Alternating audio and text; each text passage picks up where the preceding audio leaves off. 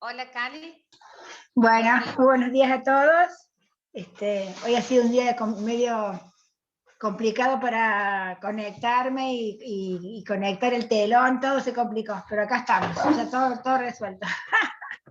Bueno, cuando quieras, Nati, esperamos Ahí te más. doy. Bueno, Exacto. Te paso el mando. perfecto.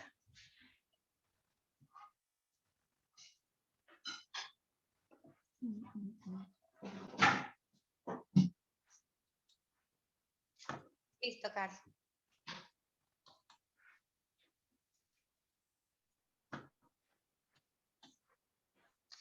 Les voy comentando que los micrófonos se encuentran apagados para no provocar ruido en el ambiente mientras Cali está brindándonos la capacitación.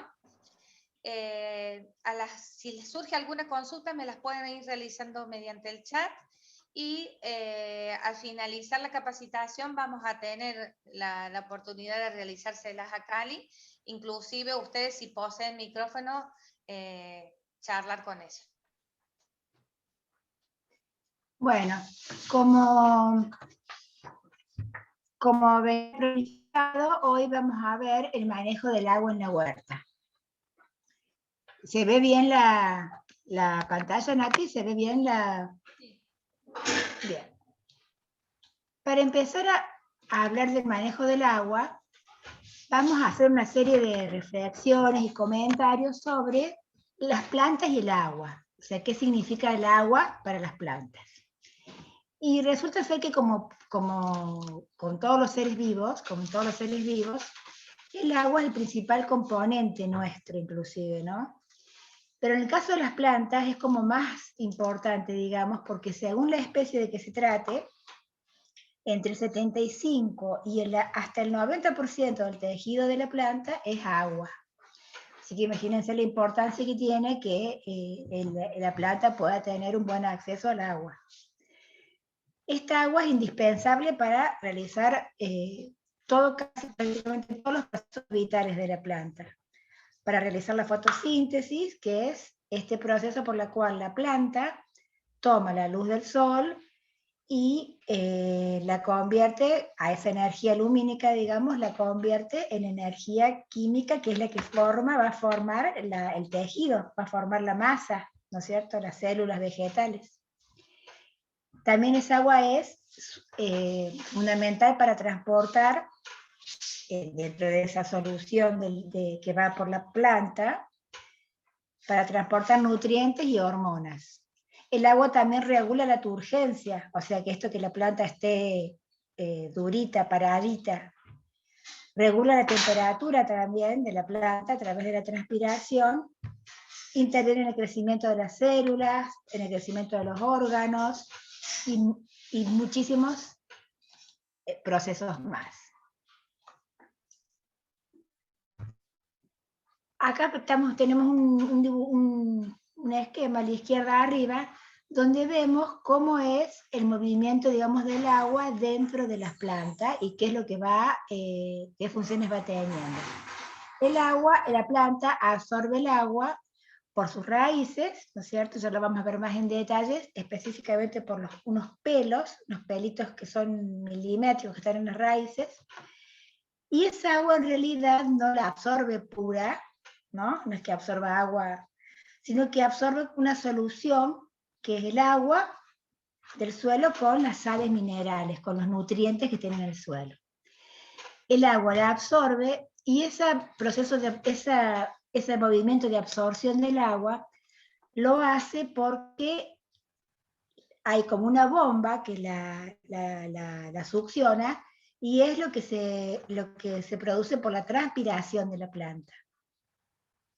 Entonces, la planta absorbe el agua con los nutrientes y es lo que se llama savia bruta, que va y recorre todos los tejidos de la planta. En las hojas se produce esto que es la fotosíntesis, ¿no es cierto?, que necesita la luz del sol, necesita agua sí o sí, y vuelve a la planta esa sal elaborada. De la planta, de la cantidad de agua, perdón, que la planta absorbe, el 97% se pierde por transpiración, que este es ese efecto de bomba que le decíamos recién, para poder absorber. Y que se pierde en forma de vapor de agua, no lo vemos nosotros. El 2% queda en la planta para que la planta crezca. Y solamente el 1% es usado para las reacciones de fotosíntesis y otras como la respiración, por ejemplo. Ahora, para que veamos cómo es la economía, digamos así, del agua que hace la planta, por cada molécula de dióxido de carbono, que es lo que la planta absorbe, lo que tiene la planta absorbe para convertirse después en materia, la conversión que se hace con la fotosíntesis, para que por cada una molécula, digamos, de dióxido, se pierden 400 de agua. Esto es un dato, digamos, para que nos dé una idea, ¿no? Es como una propaganda, para que nos dé una idea de lo importante que es el agua en la planta, y esto nos hace ver que la planta necesita mucha más agua, o sea, que un animal, por ejemplo. Una planta de 300 gramos, pónganle, necesita mucha más agua que un animal de 300 gramos para vivir, ¿no? Para mantenerse. Acá hay alguien que me levanta la mano, puede ser Carlos Fernando. No sé si podés responder, Carlos, en el chat, porque me sale la mano, que has levantado la mano. Ahora, teniendo en cuenta lo importante que es el agua en la planta, también tenemos que tener en cuenta que tiene que haber un equilibrio de esta agua, que es para que la planta pueda funcionar bien. Y entonces tanto el exceso como la falta de agua provocan trastornos en el metabolismo. Trastornan todas las funciones que vimos recién y provocan enfermedades. La planta, acá a la izquierda, tenemos un esquema de cómo es esa estructura del suelo de donde la planta toma el agua, ¿no? Para que tengamos una idea. En el suelo tenemos partículas de cuarzo, de arcilla, ese cuarzo suele ser la arena, de arcilla hay limo, hay materia orgánica, están todas las bacterias que vimos en los otros encuentros donde hablamos de todo lo que es el ciclo de la materia orgánica, ¿no? Todos los microorganismos que intervienen en descomponer la materia orgánica. Y si estas partículas, tanto inorgánicas como orgánicas, se organizan y van dejando poros en el suelo. Y por esos poros está el aire, que también es necesario para la vida de estos microorganismos y también la vida de las plantas, y el agua. Entonces, de estos microporos es de donde el agua debe sacar, la planta, perdón, debe sacar el agua. Cuando hay un exceso de agua, todos estos poros están llenos de agua, no tenemos aire. Y cuando tenemos una falta de agua, no tenemos agua, digamos, en esos poros. Entonces, el manejo que nosotros tenemos que conseguir del agua en nuestra huerta es tal que nuestras plantas no tengan ni exceso ni falta de agua. Y para más o menos ver cómo podemos, según el terreno, según en realidad es difícil que haya una huerta con una pendiente tan grande, pero de todos modos, están acá esquematizados los distintos movimientos que hace el agua en el sistema planta-suelo. Tenemos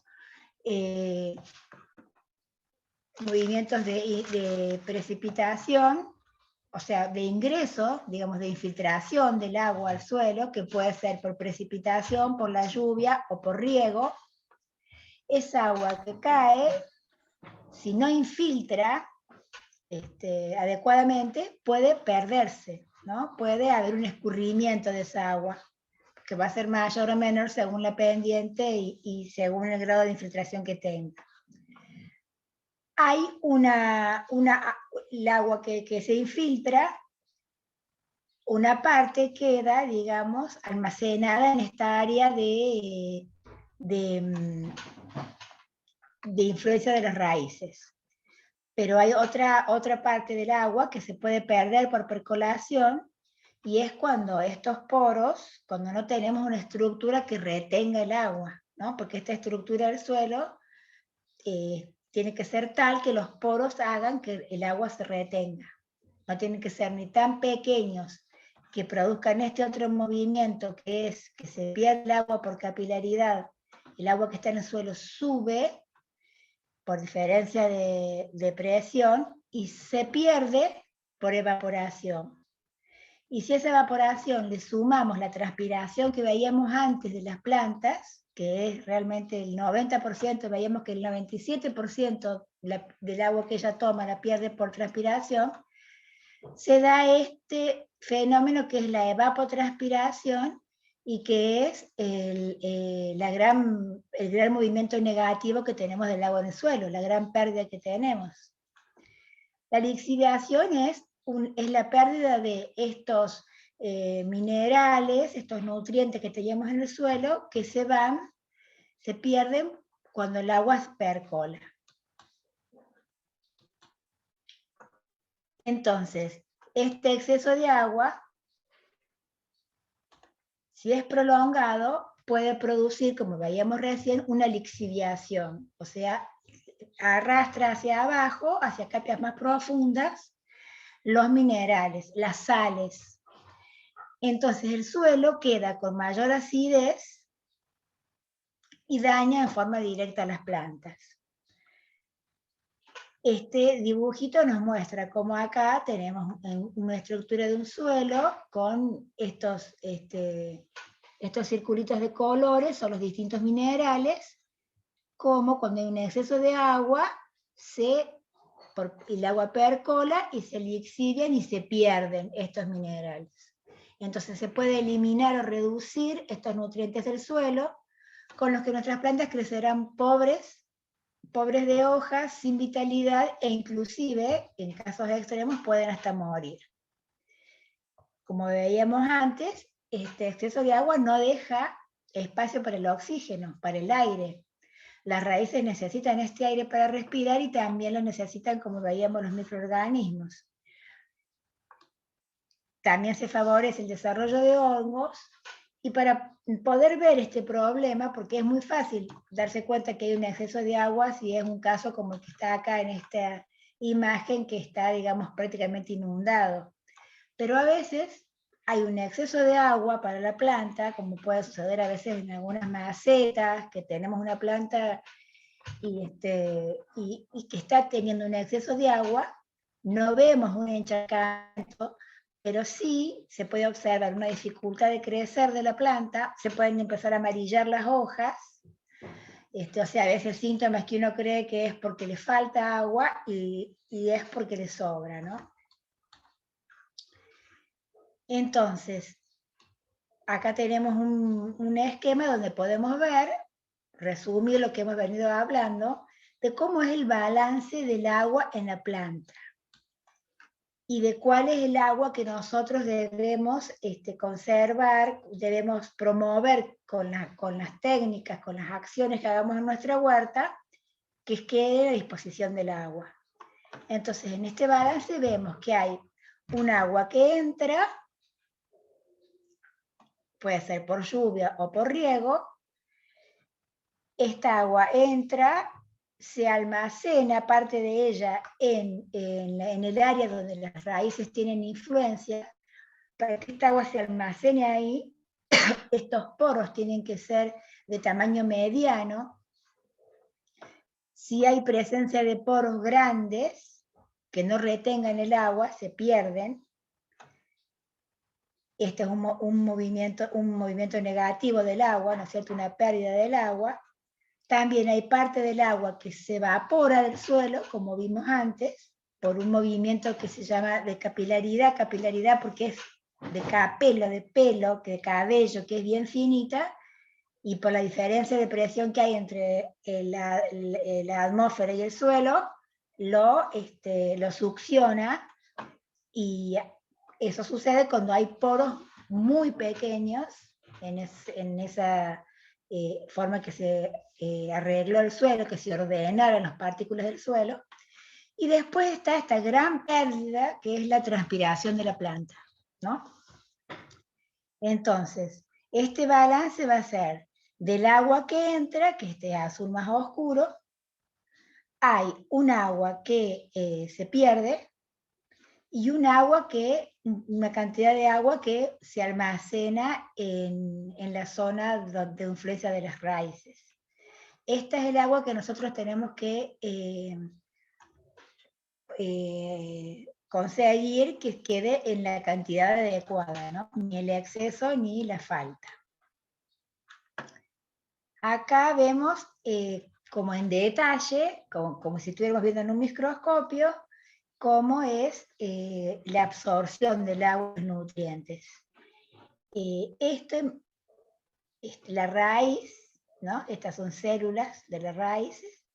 Estos son estos pelos que les decíamos, estos pelos radiculares, estos pelitos absorbentes, que se van creciendo en los espacios, en los poros del suelo. Estas son las partículas que veíamos recién, y estos poros tienen agua y tienen aire, que este aire es fundamental, tiene que estar aireado el suelo, ¿no? Por eso vemos siempre que en un suelo compacto tiene doble dificultad, no solo que no ingresa el agua, sino que es muy difícil que se desarrollen las raíces. Para que nos demos una idea, acá, bueno, en este otro esquema vemos de esta agua almacenada, la raíz la absorbe y se produce la transpiración por las estomas. Esto es para recordarnos que la planta la absorbe en la medida que va transpirando, así que aquí tiene que haber un equilibrio.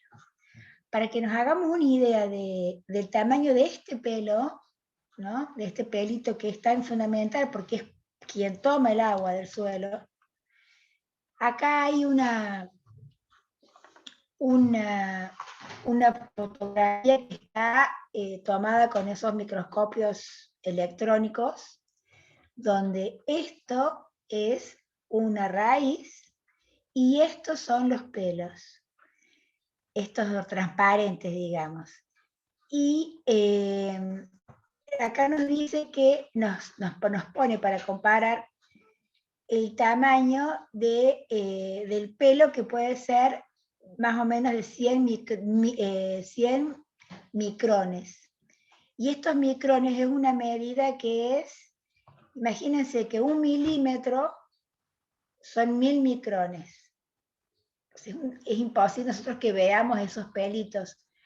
Por eso cuando, por ejemplo, hablamos del trasplante de las plantas, de los almas, que hacemos almácigos y hacemos plántulas, y las queremos trasplantar, recomendamos tanto que se tenga mucho cuidado para no romper la raíz, y en realidad, por ahí nosotros queremos que no sea roto, que no sea dañado, porque vemos la raíz, digamos, sana, pero lo que sí se puede haber afectado son estos pelitos que no tenemos cómo ver.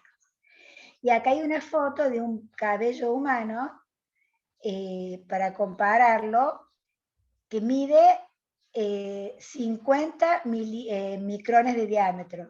Este es el pelo. Nuestro pelo tiene 50, comparado a un filamento de carbón de 6 micrones. Esto es para darnos una idea que si nuestro pelo tiene 50, ver el tamaño de la raicita, ¿no?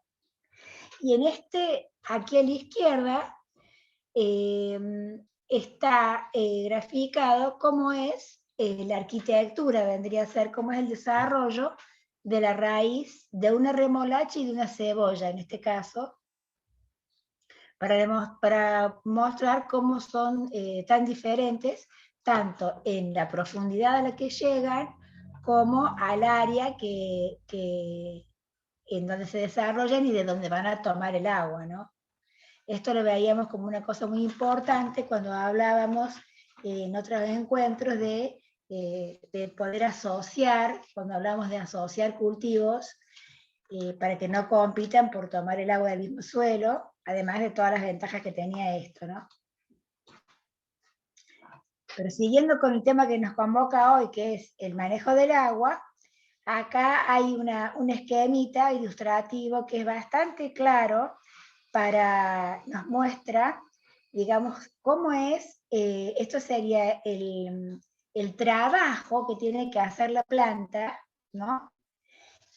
Para extraer el agua del suelo según el porcentaje de agua que esté disponible en el suelo. Vamos a verlo de otra forma que sea más fácil. Cuando este primero acá a la izquierda representa que el suelo tiene cantidad de agua en exceso, demasiado. Este exceso hace, como decíamos, que todos los poros estén llenos de agua. En este caso, la planta, el trabajo que tiene que hacer, por más que haga lo que haga, es como inútil. No puede tomar agua de aquí y la planta está, tiene todo su crecimiento comprometido, seguramente está amarillenta y pronta a morir. En el otro extremo, en el extremo derecho, vemos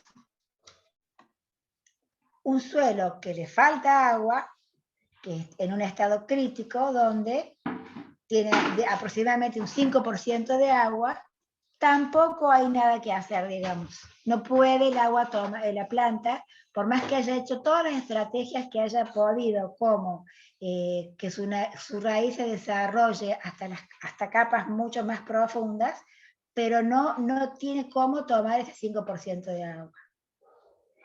Y intermedio tenemos el óptimo, que es cuando el suelo está en una capacidad de 100%, se llama, que no quiere decir que esté todo cubierto de agua, porque eso sería el exceso. Y acá el agua, miren el trabajo que realiza este hombrecito, es prácticamente bastante fácil, digamos, ¿no?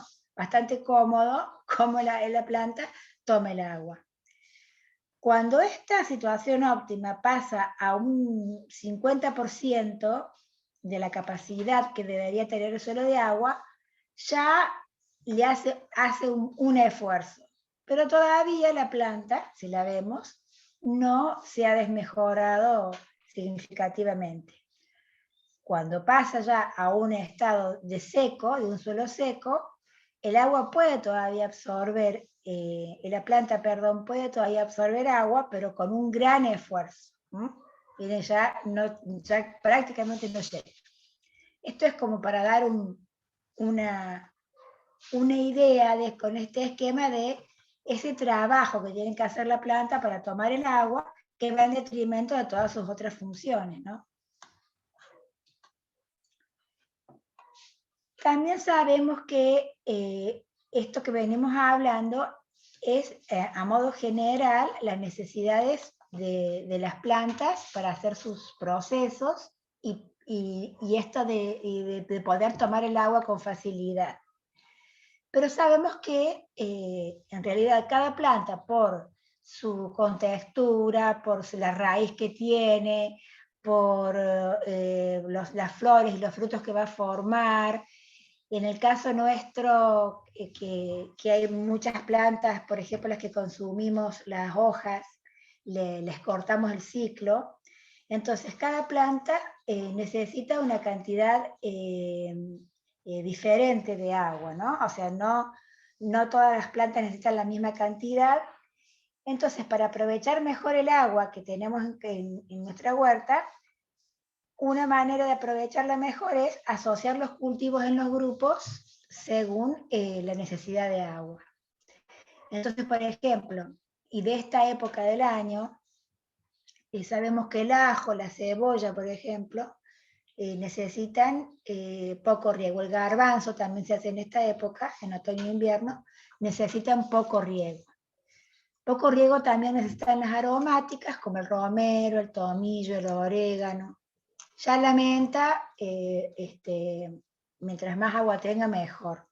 Resiste, digamos, pero mientras más agua tenga, mejor. Eso lo vamos a ver en otro encuentro que tenemos más específico sobre aromáticas.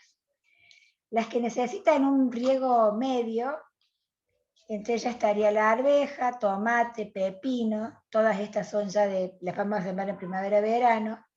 Algunas flores de las que usamos para ahuyentar insectos, como la albahaca, la caléndula o el cajete.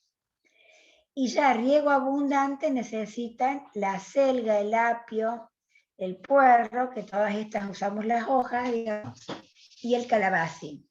Esto a modo general, ¿no es cierto? También, esto es, lo que hablamos recién es de la necesidad de la planta en todo su ciclo. Pero también podemos hablar que se distinguen dentro del ciclo de las plantas momentos donde no puede faltar el agua, donde si falta el agua en ese momento puede causar un daño crítico. Por eso se llaman como periodos críticos. Entonces, hemos dividido para hacer este análisis en las hortalizas de hojas, como la espinaca, las acelgas, las lechugas, la mayoría de las coles, como es el repollo, coliflor. Para estas hortalizas de hoja, el periodo crítico es entre los 10 y 21 días antes de que alcancen la madurez, porque en ese momento necesitan mucha agua para que sus células crezcan, hagan un proceso básicamente de crecimiento, hasta alcanzar el tamaño de las hojas, el mejor tamaño de hojas, ¿no? En el caso de las hortalizas de fruto, como el tomate, pimiento, que son de la misma familia, pero también están los porotos, las arvejas, que son de otra familia, los pepinos, los calabacines, el momento crítico es cuando se forman las flores y cuando se están desarrollando los frutos, o las bayas, en el caso de los porotos y las arvejas serían las chauchas, ¿no es cierto? Las legumbres. Ese es el momento crítico, pero antes, no regar intensamente, antes del periodo crítico, pues esto produce un desarrollo de hojas en detrimento de los frutos. Esta es otra cosa que tenemos que tener en cuenta. Irle dando un riego moderado hasta que se formen las flores y los frutos para que el agua se concentre después en la formación de estos órganos. En el caso de los cultivos de raíz, como la zanahoria, los rábanos y las remolachas, y podríamos también hacerlo también traslativo al de otros cultivos que comemos, los órganos que se desarrollan abajo tierra, como ser la papa, que en realidad es un tubérculo, o el jengibre, por ejemplo, que son rizomas, para estos cultivos que se cree que crezcan abajo del suelo y que son órganos, digamos, o son raíces modificadas o tallos modificados, pero que necesitan mucha reserva, la formación de mucha reserva, ellas requieren un riego moderado durante la estación de desarrollo y cuando desarrollo de la planta, que es lo que vemos, digamos, por fuera, y aumentar el riego justamente cuando comienzan a hincharse estas raíces o estos tubérculos, la parte que vamos a comer, porque es cuando necesitan ahí concentrar el desarrollo de estas células para que formen las reservas.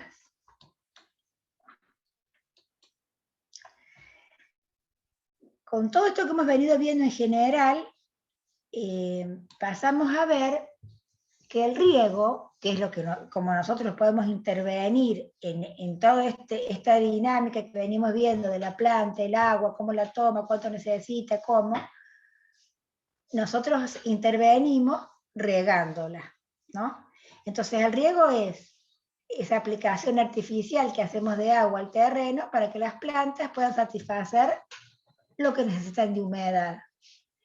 Entonces, regamos para eso, ¿no es cierto?, principalmente para darle a las plantas, a los cultivos, la necesidad de agua necesaria para que se desarrollen bien, pero también estamos proporcionándole nutrientes a las plantas, porque las plantas no pueden tomar los nutrientes que necesitan si no es en solución, en esa solución de agua con nutrientes, ¿no? Es como una sopa, digamos, donde van los minerales.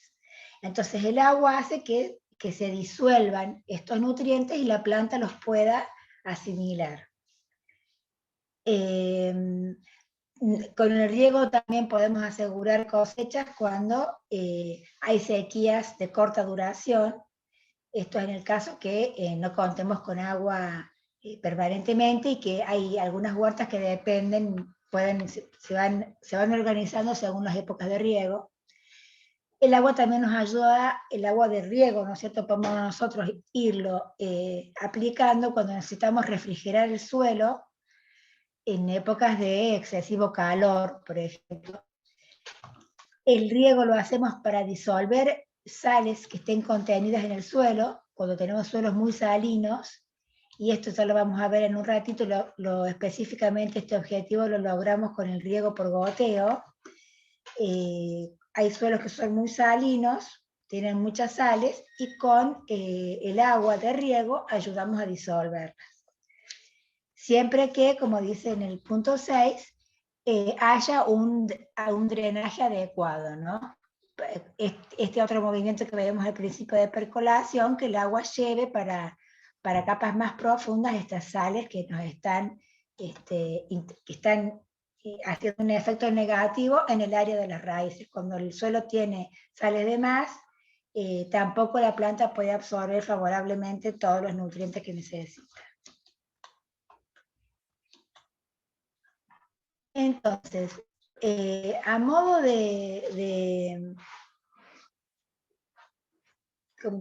modo general, digamos, para tener una idea general, a modo de guía, digamos, podemos decir que para saber nosotros qué cantidad de agua tenemos que tenemos que contar para cuando planificamos hacer una huerta, y esto, digamos, cuando tenemos agua de red, no es tan importante o no lo tenemos tan en cuenta porque por lo general no nos falta el agua, ¿no?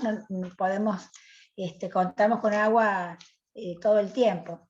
Pero en caso que tengamos que regar a partir de agua almacenada, que tengamos restricciones de agua, es un buen dato saber que en promedio general vamos a necesitar 1,5 litros de agua por cada metro cuadrado de cantero por día.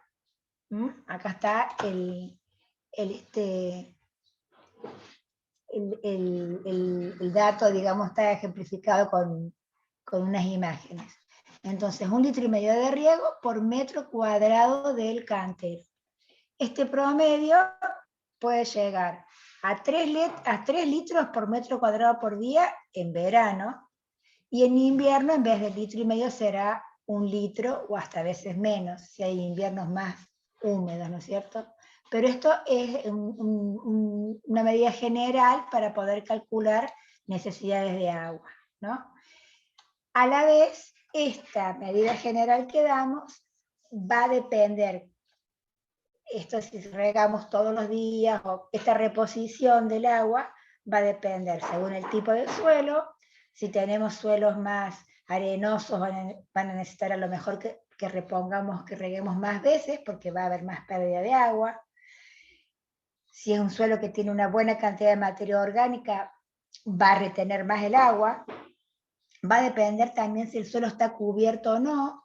Eso lo hemos visto en el encuentro que hablamos sobre suelos, y vimos la importancia que tiene la cobertura del suelo porque nos evita la evaporación, nos refrigera el suelo, evitando que se evapore el agua, a la vez que cumple otras funciones esta cobertura, que es la de evitar que nazcan semillas de malezas o de plantas espontáneas que no queremos que nazcan en ese momento, porque sabemos que el suelo es como un banco de semillas, hay semillas que duran latentes en el suelo varios años, y cuando se les dan las condiciones, nacen. Y en el caso que esa cobertura del suelo sea orgánica, o sea de hojas, o de restos de cosecha, o de restos de cuando cortamos el pasto, además tiene, digamos, el extra de que cuando se va descomponiendo va incorporando nutrientes al suelo. También va a depender, por supuesto, la temperatura del aire, la humedad del aire y los vientos. Los vientos van a desecar el suelo y van a necesitar que haya más cantidad de riegos, pero también tiene que ver esto de, todo esto va a ser influenciado por la cobertura que tiene ese suelo, ¿no? Que el suelo también, esta cobertura también, otra de las funciones importantes que recién se me pasó es esto de cuidar que no se nos erosione el suelo, ni por acción de los vientos, ni de la lluvia, por ejemplo, ¿no? No perder, la erosión del suelo es la pérdida de esas partículas más finitas superficiales del suelo que son las más importantes. Bueno, y ahora pasamos a ver con qué agua vamos a regar. Y vemos que las fuentes de agua con las que regaremos pueden variar desde la canilla del agua de red, como decíamos recién, que en ese caso, salvo excepciones, no tenemos problemas de provisión, hasta agua de lluvia almacenada, que es como el agua de mejor calidad, el agua de lluvia, y pasando por agua que podemos obtenerla de pozos, de perforaciones, agua que obtenemos de ríos, de arroyos y de lagos. Entonces, como decíamos recién, la mejor condición del agua, la mejor calidad del agua es el agua de lluvia, y además es sin costo, ¿no? La obtenemos recolectándola y almacenándola. Acá abajo vemos unas fotos de los techos que actúan como lugares de cosecha, digamos, entre comillas, de agua, que están preparados para captar el agua y recogerlas y luego transportarlas a distintos reservorios. Acá nosotros proponemos este esquema para captar y almacenar el agua de lluvia. Tenemos este techo que tiene, ¿no es cierto?, la inclinación adecuada. Tiene al final la canaleta, que es la que va a recibir el agua, y es el medio de conducción del agua desde el techo hasta el tanque, por este caño. Este tanque es un tacho que tiene que tener una tapa para evitar que se ensucie, bichos, tierra, y de acá se une el sistema de caños y mangueras que conducen el agua hasta la huerta. Y después viene, digamos, lo que sea, con qué tipo de riego regamos esa huerta. Todo esto que estamos viendo acá es hasta que obtenemos y almacenamos el agua de lluvia. ¿Qué recomendaciones podemos considerar para cosechar y para almacenar esta agua que vimos recién en ese esquema? Antes de cada lluvia tenemos que controlar que estén bien, que no tengan roturas, y que esté limpia toda el área de captación, el techo, las canaletas y las bajadas. Que las rejillas estén limpias para que puedan realmente filtrar hojas, cosas que vengan con la lluvia, principalmente en la entrada al recipiente de almacenamiento. Cada tanto controlar que ese recipiente de almacenamiento, ese depósito de agua, esté limpio, porque si hay sedimentos en el fondo para el mal funcionamiento del filtro, es necesario limpiarlo para que el agua quede limpia. Y esto también, mantenerla siempre tapada, porque pueden entrar desde insectos hasta roedores o cualquier elemento que pueda contaminar el agua. Y ahora finalmente vamos a ver 3 tipos principales de riego que podemos aplicar en la huerta, ¿no? Uno es el riego por surco, que este riego, o que se suele llamar también por manto, por inundación, porque es un riego donde se libera agua en los canteros que tengamos los cultivos. Por surco es cuando hemos sembrado en surco, el agua va a pasar por los surcos, regando a ambos lados, a ambos, digamos, hileras de cultivos.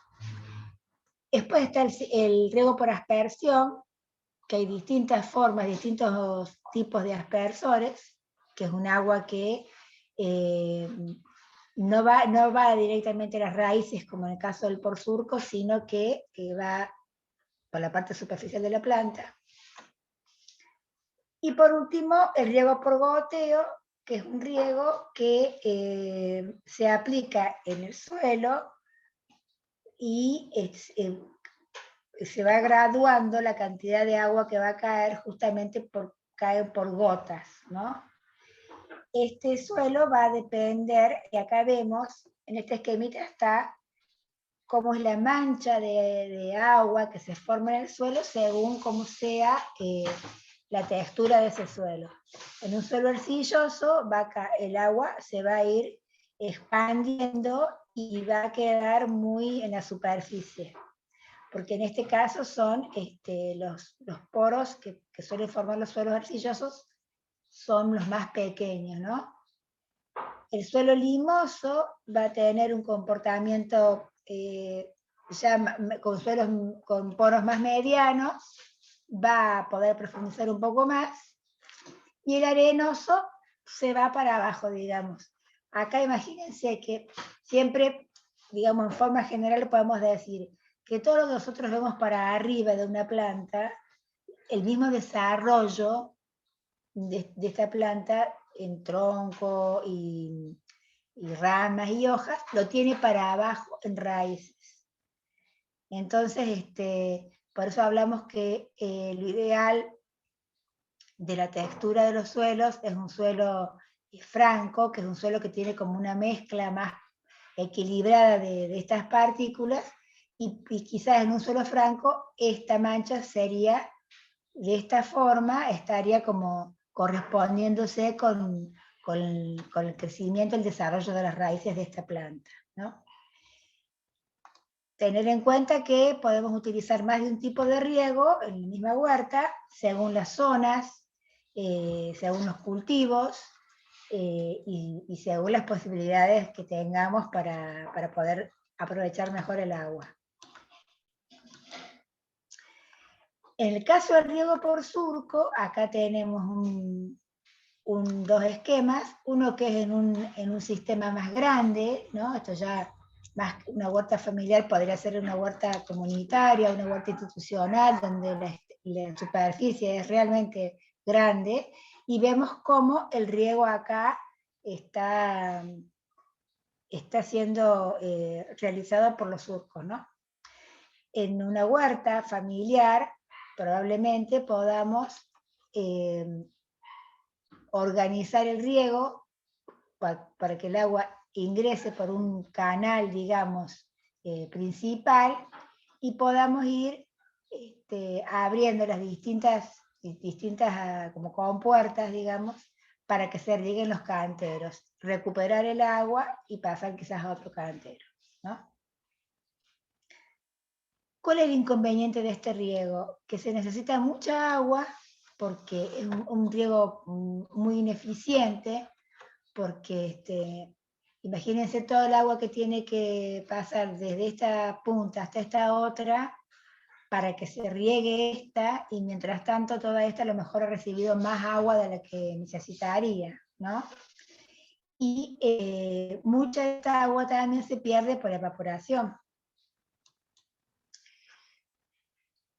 Ese sería el inconveniente del riego por surco. La ventaja, que es a lo mejor como el más fácil de realizar, una vez que uno organizó los surcos, inclusive ese sistema que vimos de de movimiento del agua en la huerta, prácticamente se largue el agua y no hay más trabajo. Ya riego por aspersión, que como decíamos se puede hacer con distintas herramientas. Podemos hacerlo con regaderas, con mangueras o con aspersores, ¿no? Aspersores caseros como este de esta botella que está perforada, con una buena presión de agua, o ya aspersores que vienen ya de fábrica más o menos complicados, unos que son a manuales, se ponen en el extremo de las mangueras y otros que quedan fijos. En este caso, este tipo de riego le da humedad a las capas más externas del suelo, pero también al aire. Entonces provoca cierta humedad ambiental, lo cual puede ser muy favorable en algunas épocas del año, o para algunos cultivos, o en algunas zonas, por esto que veíamos al principio de contribuir a este equilibrio del agua en el sistema suelo-planta. Pero esto también puede volverse un inconveniente, porque si mojamos hojas y frutos, según también la época del año, según las plantas, según la cantidad de agua con la que reguemos, se puede favorecer la aparición de hongos, ¿no? Que los hongos preferentemente se desarrollan con humedad y temperaturas altas. Eso también vamos a tener un encuentro donde vamos a ver algo de hongos y enfermedades. Y la aparición de quemaduras que ocurre cuando se riega superficialmente, puede quedar en la hoja una gota de agua que con el sol hace de lupa, ese efecto lupa que quema la hoja, ¿no? Por eso también tener la importancia de qué momento del día regamos, que no sea el momento de máxima insolación, por ejemplo. Y acá hay un esquemita, bueno, que nos muestra cómo hacer este efecto de aspersión con la manguera, ¿no? Que es, bueno, si no se tiene este tipo de implementos, con el dedo, ¿no es cierto?, hacemos el efecto de aspersión. Y el último tipo de riego que vamos a ver hoy es el riego por goteo, que es el más económico, digamos, ¿no? Se ahorra agua y ahorramos tiempo porque una vez que se instala el sistema, que es a base de mangueras y goteros, que los hay de los más simples que podemos hacerlo nosotros con un clavo, o ya vamos a ver algunos modelos, o hasta los más sofisticados que vienen de fábrica, ¿no? Una vez instalado el sistema, no tenemos nada que hacer, solo, bueno, controlar y abrir el agua, digamos, ¿no? Y es el que más ahorra agua, y este es el que posibilita, como les comentaba al principio, por un lado, no solo el que lava mejor las sales, sino el que nos posibilita usar aguas saladas.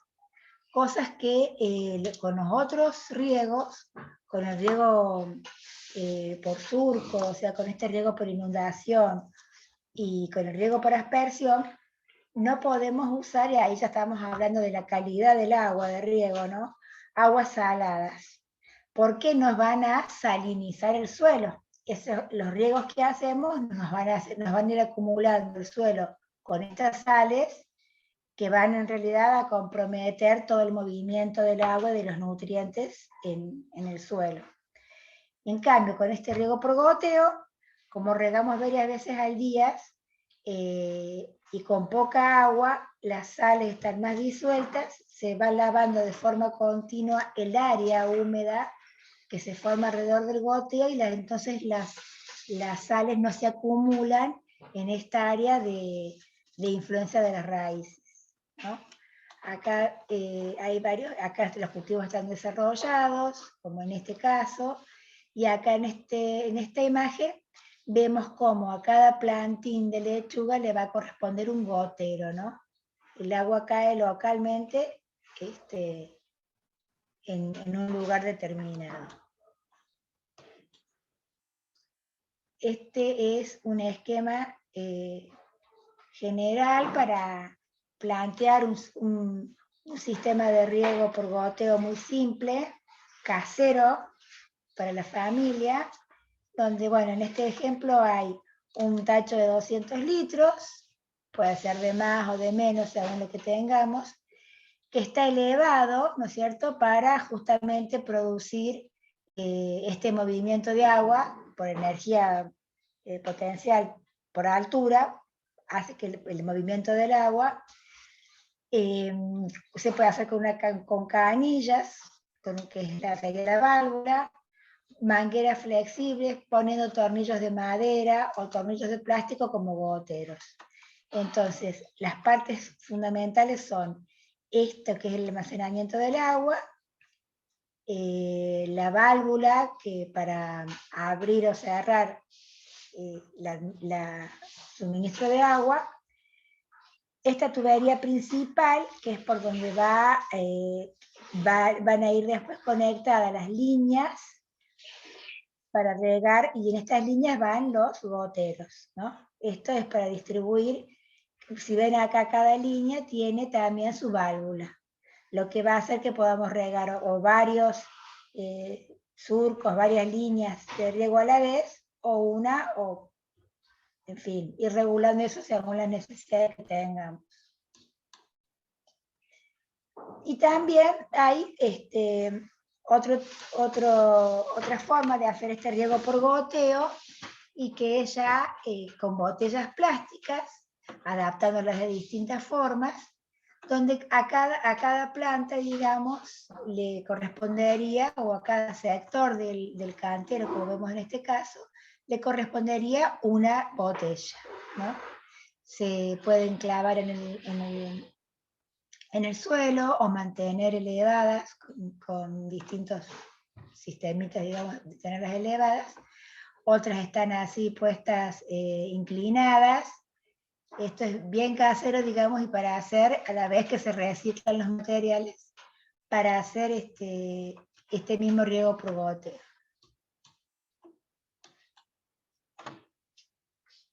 Ahora vamos a considerar algunas pautas generales para regar, sea cual sea el método, sea cual sea el tipo de riego que utilicemos. Entonces, como hemos venido viendo, recordemos que las plantas, vimos que cada una tiene su necesidad más particular, pero todas necesitan más agua a medida que se van desarrollando. Al inicio de su crecimiento necesitarán menos riegos, y ya cuando están más grandes vamos a tener que dar más riegos, lo que depende también de esa frecuencia. Hemos visto que depende de la época del año.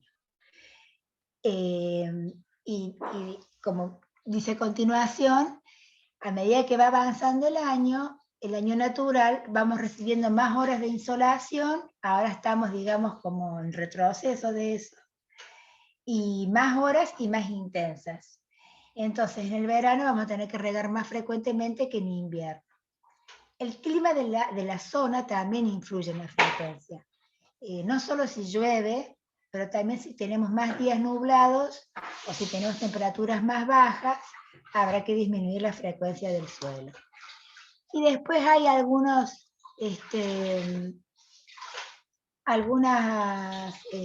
tips, digamos, para tener en cuenta, y es como, bueno, el color del suelo en general nos da información. Nosotros tenemos que partir del color natural de nuestro suelo, de nuestra huerta, que sabemos que mientras más materia orgánica tiene, va a ser más oscuro, pero también depende de qué minerales, de qué partículas sean las que predominen. Pero sabemos sí que cuanto más oscuro está el suelo, cuanto más húmedo está más oscuro. Entonces, de ese color de suelo que nosotros conocemos cómo es nuestro suelo con una buena cantidad de agua, sabemos que cuando ese color haya disminuido, cuando sea más tenue, es un indicativo que falta humedad y deberemos regar. Tener en cuenta que, como veníamos diciendo, que aunque cada cultivo tiene sus particularidades, favorece que la tierra, tenga cierto grado de humedad. Por eso recomendamos siempre tener la cobertura vegetal. Para esto, para que conserve la humedad como vimos, para que no se pierda el suelo por lluvia excesiva o por viento y todas las ventajas que vimos de la cobertura. Y por último, tener en cuenta que es muy importante conocer la calidad del agua, como vimos recién, no solamente por el problema de las sales, sino también porque en algunos lugares tienen altos índices de cloro, que pueden llegar realmente a perjudicarnos. Y lo mismo con la sal, que vimos que con un riego por goteo es lo único con el que podemos suministrar riego con agua salada, sin riesgo de que esto nos perjudique el cultivo. Bueno, con esto hemos terminado la presentación de hoy.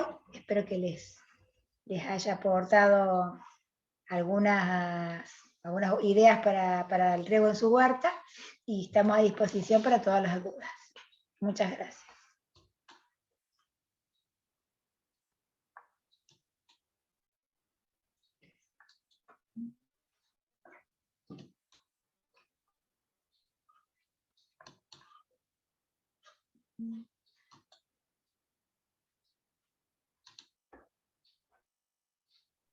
Acá estoy, Cali.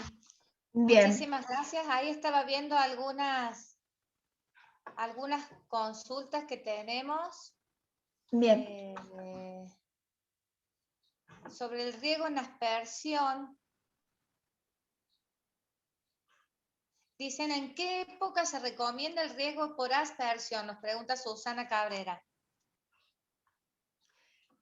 Bueno, Susana, en realidad ese riego vos lo podés hacer durante todo el año. Lo que hablábamos, a lo mejor te quedaste con la idea que dije de, según la época, esto en el verano, por ejemplo, tener en cuenta de no regar por aspersión a plantas como el tomate, por ejemplo, el pimiento, que son muy sensibles a la formación de hongos, ¿no? Entonces, estos cultivos en especial les recomendamos no hacer riego por aspersión, porque sino regar el tomate en la base, porque son muy proclives a tener la formación de hongos. Y también por este efecto lupa que decíamos, esto sería más que la época del año, que riegues, por ejemplo, al mediodía, que riegues un día con mucho sol. Se recomienda en realidad regar siempre a la tardecita o a la mañana, cuando no hay un sol fuerte, sino que, como sucede, digamos, naturalmente con la lluvia, que llueve cuando está nublado, digamos, cuando llueve no hay sol, salvo cuando se hace el arco iris, que digamos, pero como para reproducir esa situación de que no hay un sol fuerte cuando estamos regando, como cuando llueve que no hay un sol fuerte, ¿no? Un poco eso. Por otro lado, nos están consultando con respecto a si encontramos este material de manera impresa. Les vuelvo a recordar que yo he pasado por chat nuestra página web. Ahí van a encontrar un espacio virtual donde tenemos colgada una cartilla que pueden imprimir que habla todo sobre riego específicamente. Igual les quería comentar que esta capacitación está siendo grabada y pronto la estaremos colgando en nuestro canal de YouTube, Minagri CBA, y también el acceso directo lo van a encontrar en nuestra página web. Somos insistentes en que la visiten porque justamente ahí van a encontrar muchísimo material informativo para que ustedes puedan realizar su huerta y consultar todo este material y este conocimiento que Cali les va impartiendo y los demás ingenieros a medida que van dictando las capacitaciones para volver a retomar y recordar lo que estuvieron aprendiendo. Acá me preguntan si con el riego con botella es mejor colocar la botella derecha o con inclinación. Y eso, lo de la inclinación tiene que ver con la velocidad que va a bajar el agua, tiene que ver con el tamaño de la botella, con el tamaño de la perforación que se le ha hecho a la tapita de la botella para que vaya alargando la gota, digamos, ¿no? Eso lo van regulando ustedes como mejor les parezca. No tiene, lo de la inclinación tiene que ver para que vaya a lo mejor el agua más lentamente, ¿no? Y acá hay alguien que comenta, yo lo uso verticalmente y funciona bien. Sí, funciona de las dos formas, funciona bien. Después Andrea dice, con agua salada, ¿cómo controlar el depósito de sales en la salida de la gota? En riego por goteo.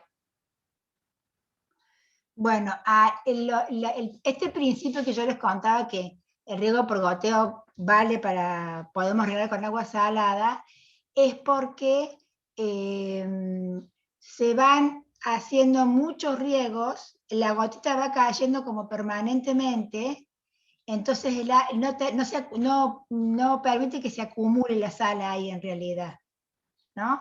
En un riego por surco o por aspersión, uno tira el agua entra al suelo, digamos, y ahí se quedan las sales. En cambio, en el riego por goteo, la gotita permanentemente va lavando la misma gota, las gotas que van cayendo, digamos, se riega muchas veces, va cayendo muchas veces en el día, va lavando esa sal, ¿no? De última, pero les voy a decir una cosa así, pero súper esquemática, súper así para un ejemplo. Si caen 100 gotas, se van a acumular la sal de las últimas 5, póngale, no la sal de las 100 gotas, ¿no? En esto de que se va lavando, de que una gota va lavando la otra. No quiero que se queden con esta idea, es para darles una idea. No, esto no es nada científico ni nada, es un ejemplo así de barrio. ¿No? Claro. La idea esta de que no se acumule, que puede, que el mismo goteo va lavando la sal. A ver, se me han ido para arriba y no sé, acá está, el puntito. Porque nos había hecho una pregunta con riego con botellas, dice, ¿es mejor colocar eso ya nos habían consultado? Dice una pregunta, eso con el agua salada también. Esto. Dice que Daniel nos comenta que le pasó con unos pimientos cultivados en maceta, que en el fruto comenzaron a mancharse de color marrón en algunas partes de la piel. ¿Esto puede deberse a mucha agua en el momento del regado? Y pueden ser muchas cosas, Daniel. Puede ser eso, puede ser puede ser un hongo, que hay algunos hongos que atacan los frutos, y que ese hongo haya encontrado un ambiente bárbaro para surgir con esta demasiada humedad. O sea, ahí tendrían las dos cosas, digamos. Pueden ser, hay síntomas que pueden deberse a varias razones, ¿no? O combinación. En realidad, cuando nosotros vemos el tema de la huerta como un sistema, vemos que ahí todo tiene que ver con todo, ¿no? Por eso pueden ser varias. Lo más importante son las relaciones de las cosas entre sí, la relación que tiene esa mancha del pimiento que puede ser un hongo con la humedad, con la nutrición de la planta, con, en fin, ¿no? Así que Daniel, no te puedo decir con certeza, pero puede ser. Puede ser. Acá Pablo nos consulta, bueno, les voy a hacer una aclaración con respecto a las semillas, porque varios nos están consultando. Aquellos que ya se han inscrito y son de Córdoba Capital, la distribución de las semillas de temporada otoño-invierno ya comenzó. Escríbanme al mail y háganme referencia a distribución de semillas, díganme de dónde son específicamente, si son de capital o de qué localidad son, si no les han llegado todavía, y así podemos pactar la entrega y yo los voy a estar contestando personalmente y les voy a decir dónde tienen que acercarse a retirarlas. Eso por un lado. Aquellos que no solicitaron semillas y la quieren obtener por haber realizado este curso, también deben escribirme al mail que les cité en el chat y hacerme referencia que realizaron esta capacitación, pasarme el número de quit y también vamos a apartar la entrega del kit de semillas, a dónde se tienen que dirigir. Después nos preguntaron con respecto a los certificados. Los certificados son enviados mediante Ciudadano Digital. O sea, como ustedes se han inscrito mediante el Ciudadano Digital a esta capacitación, nosotros ya tenemos los datos donde enviarles el certificado. Lo van a encontrar en mis documentos, mis certificados. Lo que sí tengan en cuenta que hay demora en la entrega de los mismos, ¿sí? Eso por el lado de los certificados. Y ahí les he estado enviando los links también directos, de acceso directo al programa La Huerta en tu Hogar, para que puedan consultar en nuestra página todo el material que se está impartiendo y que tienen para imprimir. Y además pueden imprimir el cronograma de capacitaciones y tienen el acceso directo a inscribirse a las demás capacitaciones. Otra cosa que les quería decir, cuando ustedes ingresan al Ciudadano Digital para inscribirse, en Más Info encuentran el horario y la fecha en que se va, bueno, la fecha ya la encuentran en primera instancia, pero en Más Info encuentran con mayor detalle la temática que se va a dictar y el horario en que se va a dictar esa capacitación. ¿Esto para qué es? Para que ustedes lo consulten y no se inscriban, porque como es con cupos, si no la pueden realizar, porque como es con cupos limitados, le estamos quitando la oportunidad a otra persona que sí la puede hacer. Entonces, consulten el horario que se va a ser dictada para no inscribirse al vicio, digamos. Eso por un lado. Y también van a encontrar como un link que pueden ustedes imprimir todo el cronograma de capacitación. También no sé si se han dado cuenta que cuando ustedes ingresan en agricultura familiar para buscar los cursos, tienen agricultura familiar y agricultura familiar nivel 2. Esto es únicamente para diferenciar las capacitaciones de aquellas que son capacitaciones específicas, como la que hoy dictó Cali, que es en riego, por ejemplo. Va a haber de otras temáticas como en aromáticas, como... no sé si me ayudas, Cali, ¿qué otro tipo de capacitación tenemos como Bueno, tenemos también, siembra? tenemos autoproducción de semillas, vamos a ver el tema de las hierbas aromáticas en la huerta, vamos a ver manejo de enfermedades y plagas, tenemos varias específicas, ¿no? Claro, todas estas temáticas están agrupadas en agricultura familiar nivel 2. Y apretando la impresora que está ahí, el gráfico de la impresora, ustedes la pueden imprimir a todo el calendario para que vean las fechas y el horario que se va a dictar. Y por otro lado, en agricultura familiar tenemos aquellas que son en general en la realización de una huerta familiar. O sea, tocamos todas las temáticas y le damos los consejos específicos como para que tengan una iniciación en huerta. Eso es otra aclaración que les quería decir. Y me había quedado otra cosita que les quería comentar, que con respecto a las capacitaciones ya está abierta la inscripción a cualquiera de las capacitaciones. Lo que sí, el sistema le va a permitir, por esto de que no nos inscribamos en muchas, debido también por el tiempo que se van a dictar, porque muchas se van a estar dictando a fin de año, por ejemplo, les va a permitir inscribirse en una capacitación de cada tipo, o sea, en una capacitación de desarrollo integral de una huerta familiar y en otra de temática específica, de agricultura familiar nivel 2. Y así sucesivamente cada vez que se quieren imprimir y inscribir y aclararles que, y un consejito es que conviene ir inscribiéndose en las fechas más cercanas.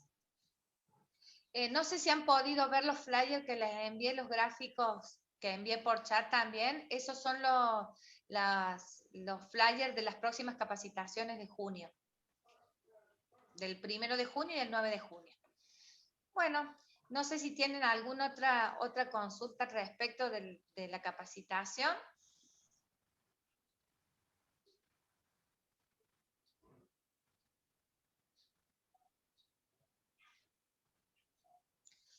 Volverles a repetir, chicos, por favor, para ordenarlos y que yo a los mails los estoy contestando diariamente. Así que, por favor, cualquier consulta que tengan con respecto a la distribución de semillas, las capacitaciones, entrega de certificados, escríbamelo en el asunto, pónganme sus datos, pero envíenmelos por mail, por favor.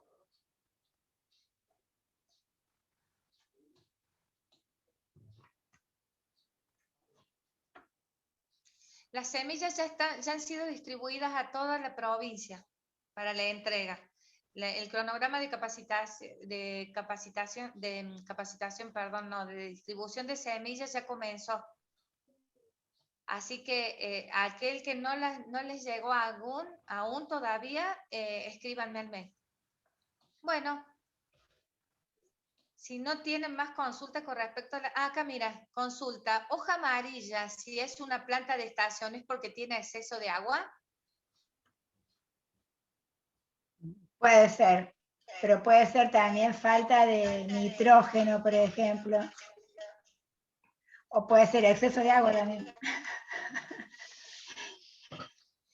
Por ahí comienza como ponerse amarillita la hoja cuando tiene exceso de agua y después vas a encontrar esos puntitos negros, porque me ha pasado, digo por experiencia, no porque tenga el conocimiento de Cali, es que también por exceso de agua comenzó con ponerse triste la planta como amarillenta y después se me puso negra la hoja y la pudrí, pobre. Y eso fue exceso de agua. También.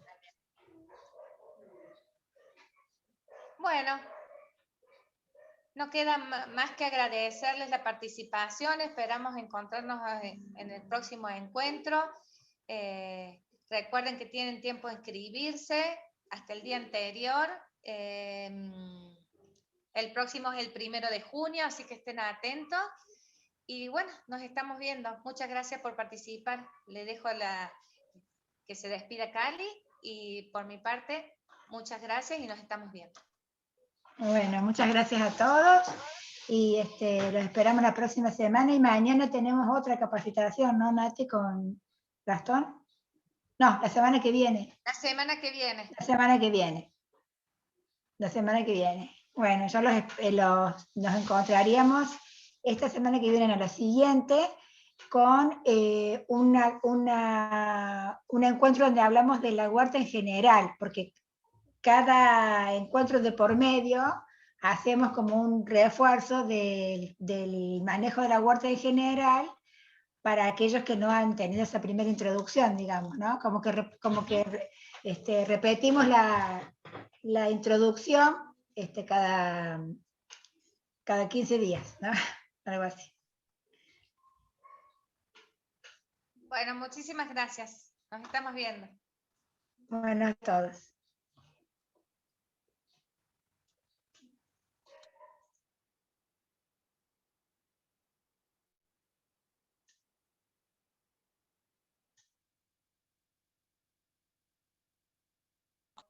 te tengo que hacer Hospedador. hospedador.